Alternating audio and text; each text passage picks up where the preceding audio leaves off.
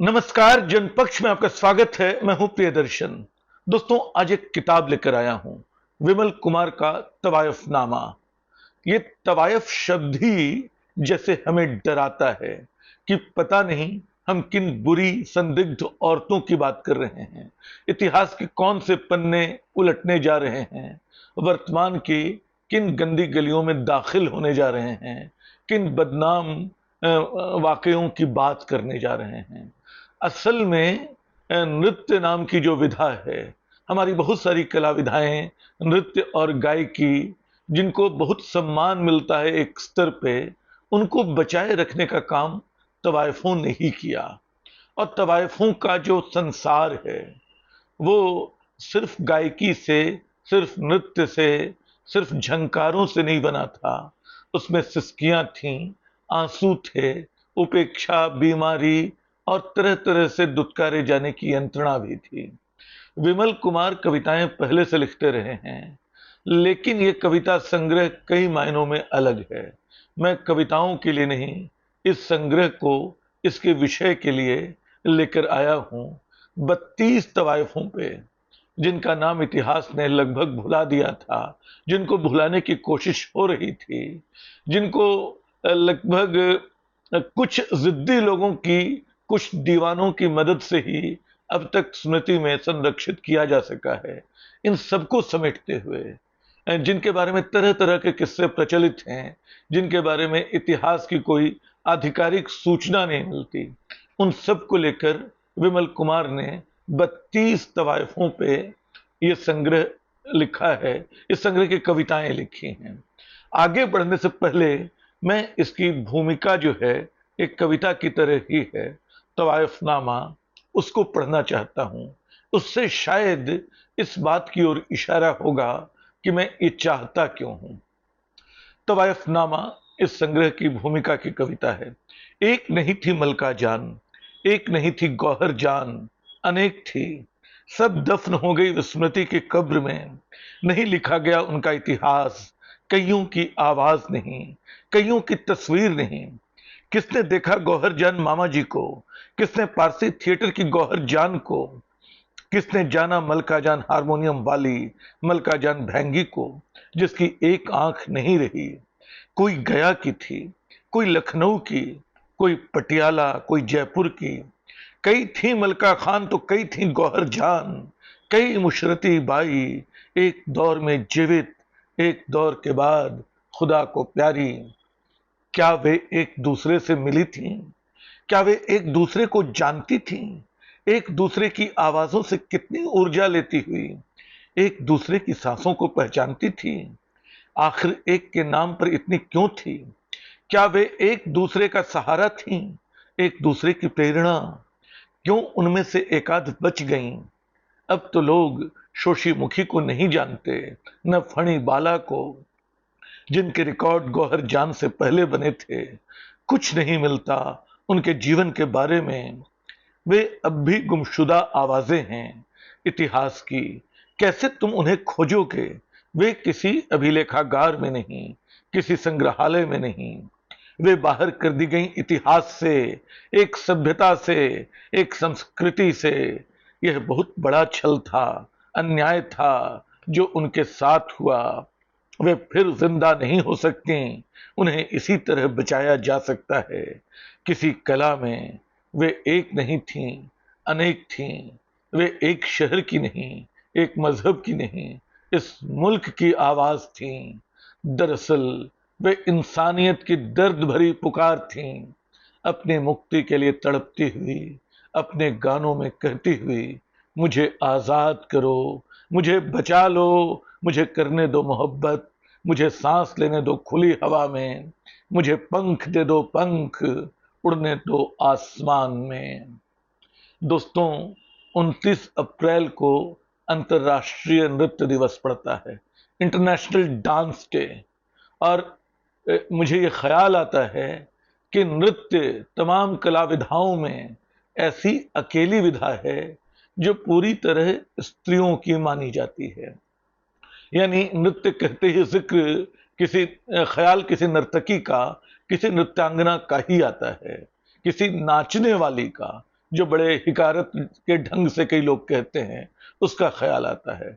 आप चाहे साहित्य की दूसरी विधाओं को याद कर लें, कविता हो, नाटक हो, या चित्रकला हो, या संगीत हो, तमाम विधाओं पे पुरुषों का वर्चस्व है। नृत्य में भी उनकी उपस्थिति है। यानी हम लोग बिरजू महाराज, लच्छू महाराज या उदय शंकर ऐसे मनीषियों को भूल नहीं सकते। लेकिन नृत्य मूलतः स्त्रियों की विधा के रूप में स्वीकृत है, और अक्सर इसके साथ दुर्भाग्य रहा कि सर्वोच्च कला मानी जाने के अलावा हमारे समय में एक बदनाम कला भी हो गई। हालांकि इसका वास्ता मतलब परंपरा में खोजे तो आपको सारी चीजें मिल जाएंगी। शंकर का डमरू याद आएगा, आपको तांडव नृत्य याद आएगा, विध्वंस का वो नृत्य, आपको बौद्ध परंपरा में आम्रपाली मिल जाएगी, आपको मुगल परंपरा की वो नर्तकियां मिल जाएंगी जिनकी कई कहानियां इतिहास में दफन हो चुकी हैं। आपको आधुनिक समय में आजादी की लड़ाई के दौरान वो तवाइफें मिल जाएंगी जिन्होंने इस लड़ाई में अपने ढंग से हिस्सा लिया। लखनऊ में कहते हैं कि क्रांतिकारियों को छुपाने का, उनकी मदद का काम किया, और इस किताब में भी जिक्र है और कई जगह हम सब पढ़ चुके हैं कि शायद 1920 का साल था जब महात्मा गांधी ने गौहर जान को कहा कि वो स्वराज फंड में कुछ मदद करें, चंदा दें उसके लिए। गौहर जान ने शर्त रखी कि आप आएंगे कार्यक्रम में तब मैं आपको चंदा दूंगी। गांधी जी मान गए। वो कार्यक्रम हुआ, उसमें 24,000 रुपए जुटे। 24,000 समझ लीजिए कि आज वो करोड़ों की रकम होगी। उस समय के 24,000 एक सदी से ऊपर पहले के। लेकिन गांधी जी नहीं आए। उन्होंने शौकत अली को भेजा कि पैसे ले सकते हो उनसे। गौहर जान नाराज हुई। उन्होंने कहा कि महात्मा गांधी ने वादा खिलाफी कर दी तो मैं पूरे पैसे नहीं दूंगी, आधे पैसे 12,000 रुपए, वो भी करोड़ों की रकम मानी जाएगी, वो उन्होंने गांधी जी को दे दी। तो ऐसे किस्से भरे पड़े हैं, लेकिन उनको लगातार मिटाया जा रहा है। नृत्य को जैसे मतलब उसका अपना एक पसोपेश है। नृत्य कितना सुंदर है, नृत्य कितना गर्हित है, नृत्य कितना बदनाम है। क्या नृत्य करने वाली लड़कियां देह का सौदा भी करती हैं कि नहीं करती हैं, सवाल अब पीछे छूट जाना चाहिए था। इतिहास के अंधेरे कोनों में कैसे उन्होंने खुद को बचाए रखा, तमाम यंत्रणा, तमाम दुख, तमाम दर्द झेलते हुए। असल में इस संग्रह में लगभग सारी कविताएं नृत्य का इस पक्ष का, जो ये पक्ष है, उसको सामने रखते हैं, जो उदास करने वाला तकलीफ का पक्ष है। हालांकि उसका जो उज्जवल चेहरा है वो भी सामने आता है। जैसे बी छुट्टन एक कविता है, लोग भूल चुके होंगे कि बी छुट्टन कौन है। अजीमाबाद के बाजारे हुस्न में कभी तुम्हारे चर्चे थे बी छुट्टन, अब तो तुम्हारी एक भी तस्वीर नहीं, एक तस्वीर भी नहीं, एक गाना भी नहीं कि तुम्हारी आवाज को सुना जा सके कभी गर्दिश के दिनों में। अब कुछ भी नहीं है सिवाय माजी के, सिवाय दफन इतिहास के, न कोई किताब, न कोई फिल्म, न तुम्हारी चिट्ठी, न तुम्हारी लिखावट, कुछ भी नहीं। अब तो वो कब्र भी नहीं जिसके भीतर तुम मरने के बाद सांस लेती रही। कैसी मोहब्बत की दास्तां तुमने लिखी थी बी छुट्टन, जिसकी मिसाल कभी दी जाती थी, लेकिन उस दास्तान को भी भूल गई दुनिया। तुम मुमताज होती तो लोग तुम्हें याद करते, शायरी भी करते तुम्हारे नाम पर। बी छुट्टन तुम हीरा मंडी में होती तो लोग तुमको आज फिल्म में देखते। असल में ये लंबी कविता है, फिर याद दिलाती है, और मैं फिर याद दिलाऊं कि ये बहुत अजब सी दुनिया है। कला का एक सर्वोत्कृष्ट माध्यम नृत्य, जिसमें आपकी आंगिक मुद्राएं अपने सर्वोत्तम रूप में प्रकट होती हैं। सब लेकिन नृत्य देखना चाहते हैं और उसकी सार्वजनिक स्वीकृति से बचना चाहते हैं। अपने भले घरों की लड़कियों को नृत्य से दूर रखा गया, उन्हें नाचने वाली कहा गया, नाचने वालियों को हिकारत से देखा गया, और ये नहीं देखा गया कि उन्होंने कैसे, किस जतन से अपनी गुलामी को उन्होंने आजादी में बदला। वो आई होंगी जिस हाल में आई होंगी, जिन स्थितियों में रही होंगी, लेकिन उनको अपनी आर्थिक हैसियत से, अपनी सामाजिक हैसियत का पता चला। हिंदी सिनेमा की पहली नायिकाएं उन्हीं गलियों से आईं, कई सारे कलाकार वहां से आए। इन सबको याद करें, इन सबको पढ़ें। विमल कुमार खुद बताते हैं दिलचस्प ढंग से कि इस वेब सीरीज जो हीरा मंडी नाम की है, उससे उनको इसकी प्रेरणा मिली। उसकी प्रतिक्रिया में इन्होंने ये सारे गीत लिखे हैं। उन्होंने कहा कि इतना चमकदार उनका जीवन दिखाया गया, इतना आभा मंडन किया गया कि उनके दर्द, उनकी तकलीफें, उनका वास्तविक इतिहास पीछे छूट गया। ये हिंदी सिनेमा में बार बार होता रहा है और पुरानी कई फिल्में याद कर सकते हैं। तो एक अजीब सी स्थिति है तवायफों को लेकर। हम उनको अपने समाज का दाग भी मानते हैं, उनको किन्हीं किनारे की बस्तियों में जगह दे देते हैं। अब तो वो दौर भी उजड़ चुका, न वो कला रही, न वो गायकी रही। अब हमारे समाज में एक अजब तरह का गंधाता हुआ उपभोक्तावाद है, जिसमें स्त्री देह एक सामान है जिसको किसी तरह नोचा जाए, बस इसका कारोबार, इसका बाजार चल रहा होगा। लेकिन एक कला के तौर पे, एक नृत्य जैसे माध्यम के तौर पे उसको बचाने वाली इन नायिकाओं को बहुत कम लोगों ने याद किया। किसी ने, हालांकि किताबें लिखी गई, गौहर जान पे तो फिल्म भी बनी और भी कई लोगों पे काम हुआ, बड़ा काम हुआ, लेकिन तब भी वो हाशिए के भी हाशिए पे हैं। और मैं एक आध कविताएं और चाहता हूं गौहर जान पे। असल में इतिहास ने उनके किस्सों की मदद ली उनका इतिहास फिर से गढ़ने में। यानी ज्यादातर लोग जिन्होंने उन पे काम किया, उनको पता नहीं था कि वो पहले थीं। अचानक पता चला, फिर उन्होंने दस्तावेज खंगाले, उन्होंने पुरानी किताबें पढ़ी, उन्होंने तमाम किस्से सुने। तो गौहर जान पे जो कविता है वो इस तरह है।